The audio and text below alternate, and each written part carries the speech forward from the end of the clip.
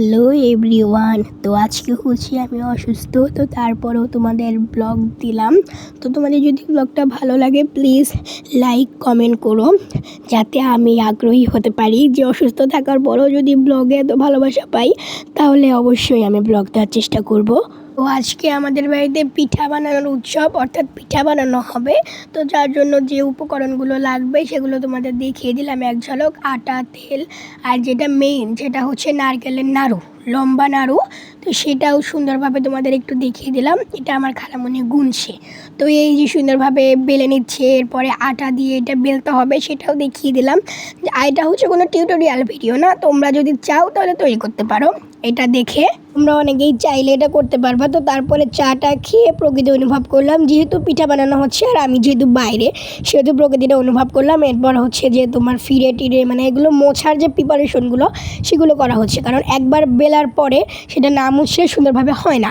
এরপরে চালটা দেখিয়ে দিলাম, যেটা গুঁড়ো করে আমাদের আরেকটা পিঠা বানানো হবে, তো সেটা পরের পাটে দেখতে পাবা। আমি দুই পাটে ভাগ করে নিয়েছি। তো আমার মামি হচ্ছে রুটি বলছে, দেখো কি সুন্দর গোল গোল করে রুটি বলছে।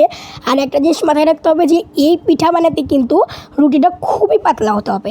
একটা জিনিস মনে রাখবা যে যতটা রুটি পাতলা হবে ততই কিন্তু পিঠাটা মুচমুচ করবে, ঠিক আছে? তোমরা যদি খচখচে মুচমুচ করতে চাও তাহলে কিন্তু তোমার এটা খুবই পাতলা করতে হবে, ঠিক আছে?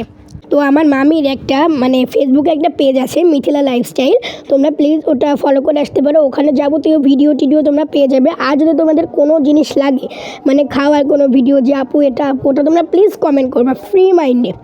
তিনি খুবই নরম একটা মানুষ, কোনো কিছু মনে করবে না। তোমরা যদি সে পারে চেষ্টা করবে, তো যাবতীয় ভিডিওই পাবা, প্রকৃতির সৌন্দর্য টৌন্দর্য সবই সেখানে পাওয়া যাবে।